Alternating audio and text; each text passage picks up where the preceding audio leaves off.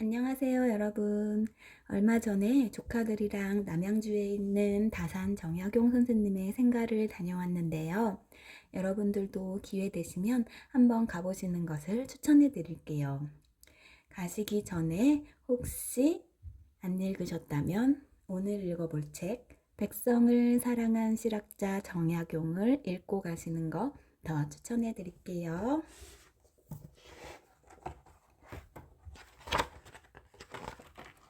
그럼 시작해 볼까요? 정약용이 태어나던 해 궁궐에서는 아주 큰일이 일어났어요. 영조 임금님의 아들 사도세자가 뒤주에 갇혀서 죽는 끔찍한 사건이 일어난 거예요. 어질고 총명하신 분이 그렇게 돌아가시다니. 청렴 결백하기로 이름난 선비 정재원은 사도세자의 죽음을 탄식하며 벼슬을 버리고 고향으로 내려갔어요. 이 정재원의 넷째 아들이 바로 조선시대의 위대한 사상가 정약용이랍니다. 약용은 아름답고 평화로운 마을에서 태어나 씩씩하게 자랐어요. 4살 때부터 약용은 아버지에게 천자문을 배우기 시작했어요. 아버지, 제가 먹을 갈게요. 약용은 고사리 같은 손으로 먹을 갈며 형들과 함께 천자문을 외웠어요. 하늘천 땅지 거물현 노를황. 아버지는 흐뭇한 표정으로 약용을 바라보았어요. 약용은 어릴 때부터 글솜씨가 매우 뛰어났어요. 겨우 7살 때 자연의 이치를 시로 표현하기도 했지요. 작은 산이 큰 산을 가렸네. 멀고 가까움이 다르기 때문이라네. 허허, 약용의 글재두가 정말 뛰어나구나. 아버지는 기특해하며 약용이 쓴 시를 모아 시집을 만들어 주었어요. 15살 되던 해 봄, 약용은 결혼을 하고 한양으로 올라왔어요. 매형 이승후는 약용을 몹시 반기며 늘 곁에 두었어요. 매사에 생각이 깊고 학문이 뛰어난 약용을 무척 아꼈거든요. 두 사람은 마음과 뜻이 통해 함께 공부하고 이야기를 나누며 큰 뜻을 키웠답니다. 그러던 어느 날 이승훈이 약용에게 진지한 얼굴로 물었어요. 처남은 왜 책을 읽고 글 공부를 하는가? 바른 진리를 찾기 위해서입니다. 그렇다면 백성이 아무리 열심히 일해도 늘 굶주리는 것은 바른 진리인가? 그 순간 약용은 정신이 번쩍 들었어요. 이제부터라도 실학을 깨우치게. 이승우는 약용에게 실학을 공부할 것을 권했어요. 실학은 백성의 실제 생활에 도움이 되는 학문이지요. 실학이라는 새로운 학문은 약용에게 큰 깨우침을 주었어요. 약용은 22살 때 과거 시험에 합격했어요. 학문이 뛰어나 임금님에게 직접 강의를 하기도 했지요. 그대는 학식이 높을 뿐만 아니라 말솜씨도 아주 뛰어나구려. 정조 임금님은 칭찬을 아끼지 않았어요. 하지만 약용은 자만하지 않았어요. 오히려 더욱 겸손하고 예의 바르게 행동했지요. 자네의 어진 마음은 감출수록 더욱 빛이 나는구려. 임금님은 약용을 곁에 두며 나란 일을 의논하곤 했답니다. 그 무렵 서양 학문이 들어오기 시작했어요. 천주교라는 서양의 종교도 들어왔고요. 모든 사람은 똑같이 평등하고 소중하다는 천주교의 기본 사상은 백성을 새롭게 일깨웠어요. 어느 날 이승훈이 약용 형제를 찾아왔어요. 서양은 천주교를 일찍 받아들였기 때문에 발전한 거라네. 약용은 이승훈의 말에 고개를 끄덕였어요. 그 뒤 형들은 독실한 천주교 신자가 되었어요. 하지만 약용은 천주교보다는 서양 학문에 마음이 더 끌렸답니다. 1791년 전라도에서 큰 소동이 일어났어요. 천주교 신자 2명이 조상의 위패를 불태워버린 거예요. 세상에, 조상의 위패를 불태우다니, 이런 불효막심한 놈들이 있나. 전국 곳곳에서 천주교를 없애야 한다는 상소가 올라왔지요. 부모와 나라를 저버리는 천주교 신자들을 모두 벌해야 합니다.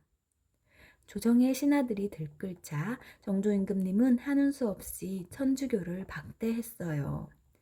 야경의 형들이 천주교도이다 보니 천주교 신자가 아닌 야경에게도 천주교도라는 꼬리표가 붙어 공경에 빠지곤 했지요. 야경이 31살 되던 해 정조임금님은 야경을 불러 부탁했어요. 수원에 성을 쌓으려 하는데 그대의 도움이 필요하오. 야경은 수원으로 가서 성을 설계하고 거중기도 직접 만들었어요. 거중기는 무거운 것을 들어 올리는 기계예요. 거중기 덕분에 일꾼들은 힘들이지 않고 성을 쌓을 수 있었지요. 그 뒤 정조임금님은 야경을 암행어사로 명했어요. 벼슬아치들을 감독하고 백성이 편히 살도록 살펴주시오. 암행어사는 비밀스럽게 행동해야 했어요. 그래서 허름한 옷을 입고 길을 떠났지요. 관리들은 살찌고 백성은 헐벗고 굶주리는 현실을 보자 야경은 마음이 아파 잠을 이룰 수 없었어요.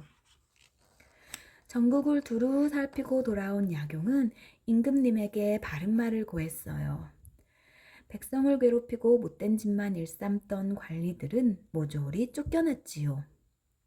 굶주리고 억울한 일을 당하는 백성이 있어서는 안 된다. 야경은 어질고 바른 마음으로 백성을 돌보았어요.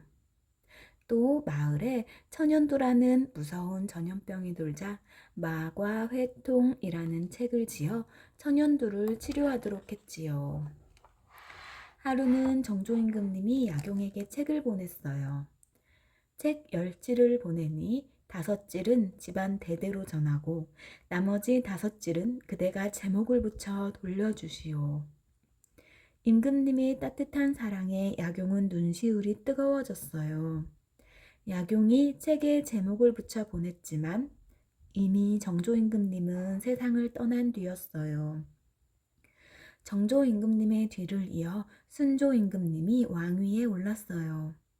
그러자 야경을 모함하려는 무리들이 어린 임금님을 부추겼어요. 천주교를 믿는 정약용 일가를 모두 벌해야 합니다. 셋째 형 약종이 잡혀가 처형을 당하고 말았어요. 야경은 그동안의 공로를 인정받아 목숨은 건졌지만 무려 18년 동안 귀양살이를 해야 했지요. 긴 세월 동안 외로움과 씨름하면서도 야경은 마음을 다스리며 학문에 몰두했어요. 야경은 이곳에서 목민심서와 같은 위대한 책을 썼어요. 57살이 되던 해 야경은 귀양에서 풀려났어요. 야경은 고향에 돌아와서도 글 쓰는 일에 매달렸어요. 그리하여 다음 해에는 형벌과 재판에 대해 자세히 설명한 신서를 완성했어요. 평생 올곧은 마음을 지키며 백성을 위하고 학문에 힘썼던 야경은 1836년 75살의 나이로 세상을 떠났어요. 훗날 민족운동가들은 정약용의 이러한 정신을 기리기 위해 여유당 전설을 펴냈답니다. 못다한 이야기 살펴볼까요? 다산 정약용은 우리나라의 대표적인 실학자예요. 정약용은 정치와 경제뿐 아니라 군사, 법률, 지리, 의학, 천문, 수학, 문학 등 다양한 분야에 관심을 가졌어요. 정약용은 과학기술뿐 아니라 의학과 역학, 지리학, 수학 등에도 관심을 기울여 수많은 저술을 남겼어요. 이런 모든 노력에는 백성이 넉넉하게 사는 나라를 만들고자 하는 정약용의 큰 뜻이 담겨 있답니다. 네, 여러분 오늘 정약용 이야기 재밌었나요? 그럼 다음 시간에 또 만나요. 안녕.